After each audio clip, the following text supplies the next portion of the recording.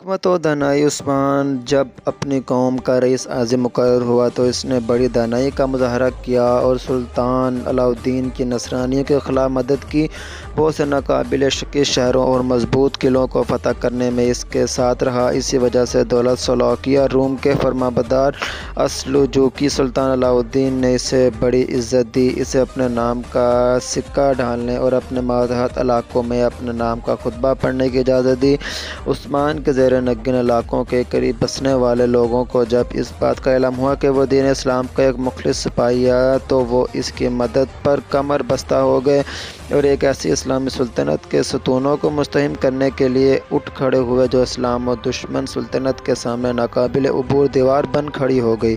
جب عثمان نے قلعوں اور شہروں کو فتح کرنا شروع کیا تو یہ صرف ان کی شخصیت میں بہت نمایاں ہو کر سامنے آئی۔ 707 ہجری میں اس نے یکے بعد دیگر قتلہ، لفقہ، آک حصار، کوک حصار کے قلعے فتح کیے۔ 712 ہجری میں قبوہ، یکجبہ، کراتلو اور تکرر بیکاری وغیرہ قلعے فتح کیے۔ انہیں فتوحات نے بھروسہ شہر کی فتح کو آسان بنا دیا۔ حالانکہ یہ مشکل ترین معرکہ تھا لیکن عثمان کے حوصلہ اور استقامت نے فتح کا تاج اس کے سر پر سجا دیا۔ کئی سال تک عثمان اور امیر شہریار قرینیوس کے درمیان سخت معرکہ ہوئے لیکن بالآخر نصرانی سپہ سالار کو سر جھکانا پڑا اور شہر عثمان کے حوالے کرنا پڑا۔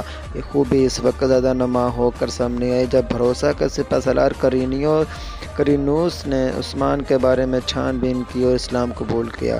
سلطان نے اسے بیگ ثابت دیا اور وہ بعد میں دولت عثمانیہ کے معروف سپہ سالاروں میں شمار ہوا۔ بیزنطین سلطنت کے کئی سپہ سالار عثمان کی شخصیت سے متاثر ہو کر اس کے طریقہ جنگ اور سیاست کو پسند کیا۔ حتیٰ کہ عثمانیوں کی صفوں نو مسلم سپہ سالار سے بڑھ گئیں بلکہ بہت سی اسلامی جماعت خدمت کے جذبے سے سرشار سلطنت عثمانیہ جھنڈے کے نیچے جمع ہو گئے۔ ایسے جماعت غزاریہ روم یعنی رومی غازی یہ وہ اسلامی جماعت ہے جو حدود روم پر نظر رکھتی تھی اور ہمیشہ سرحد پر خیمہ زن رہتی تھی۔ یہ جماعت عباسی خلافت کے دور سے رومی حملوں کے سامنے سخت سکندری بنی ہوئی تھی۔ ہمیشہ سرحد پر رہنے کی بدولت رومیوں کے خلاف جہاد کے سلسلے میں اس جماعت کو بڑے تجربات حاصل ہوئے اور کافروں کی اخلاقی گراوٹ نے ان کی اسلام سے وابستگی اور نظام اسلام پر یقین کو بہت پختہ کر دیا۔ اسی طرح کی ایک اور جماعت جو مختصر جمع حضرات کی تھی بڑی مشہور تھی، اس کا نام الخیال یعنی الاخوان ہے۔ یہ جماعت مسلمانوں کی مالی مدد کرتی تھی، اس کی میزبانی کے فرائض سر انجام دیتی تھی، وہ غازیوں اسلام کی خدمت کے لیے لشکروں کے ساتھ دیتی تھی۔ عثمان وعدوں کا بہت ہی پابند تھا، وعدہ کی پاسداری کا انہیں بڑا خیال تھا، جو وعدہ پورا کرتے۔ قلعہ الواباد کے بیزنطینی امیر نے جب عثمانی سپاہ کے ہاتھ میں قلعہ کی چابیاں دی تو یہ شرط عائد کی کہ کوئی عثمانی مسلمان پل سے گزر کر قلعہ میں داخل نہیں ہوگا۔ عثمان نے اس کا پورا التزام کیا اور اس کے جانشینوں نے بھی اس عہدے کو نبھایا۔ دولت عثمانیہ کے بانی عثمان بن ارطغرل کی کارروائیاں اور فتوحات اقتصادی، عسکری اور مسلط کے لیے نہیں تھیں بلکہ اس کی غرض غایت کلمہ حق اور دین اسلام کی ترویج تھی۔ اس لیے مورخ احمد رفیق اپنے انسیگ میں لکھتے ہیں کہ عثمان انتہائی درجہ کا دیندار تھا، وہ جانتا تھا کہ اسلام کی نشر و اشاعت ایک مقدس فرضیہ ہے، وہ نہایت سنجیدہ اور وسیع سیاسی فکر و نظر کا مالک تھا۔ عثمان نے اپنی سلطنت کی بنیاد اقتدار کی محبت پر نہیں رکھی بلکہ اس کی بنیاد اسلام کی اشاعت کی محبت پر رکھی۔ عثمان بن ارطغرل اس بات پر گہرا یقین رکھتے تھے کہ ان کی زندگی کا وظیفہ صرف اور صرف علماء کلمت اللہ کے لیے جہاد فی سبیل اللہ کرنا ہے۔ ان نے اپنی تمام ذہنی اور جسمانی قوتیں اس مقصد کو پایہ تکمیل تک پہنچانے کے لیے وقف کر دی تھیں۔ یہ تھے عثمان اول کی بعض اعلیٰ صفات جو در حقیقت ایمان روز آخرت کے لیے تیاری، اہل ایمان کے ساتھ محبت، اہل کفر و عصیان سے نفرت اور جہاد فی سبیل اللہ اور دعوت حق کے ساتھ ان کی محبت کا طبیعی ثمرہ تھیں۔ یہ وجہ ہے کہ عثمان اپنی فتوحات میں ایشیا کوچک کے علاقہ میں رومی حکمرانوں سے تین میں سے ایک چیز اختیار کرنے کا مطالبہ کرتے تھے: اسلام قبول کریں۔ حکمران کا دستور حکمرانی: دولت عثمانیہ کے بانی امیر عثمان کی زندگی جہاد اور دعوت दावत दीन से इबारत थी। उलमा इस्लाम अमीर को घेरे रहते थे और सुल्तनत में शरई काम की तनफीज़ और इंतज़ामी अमूर की मनसूबा बंदी की निगरानी करते रहते थे।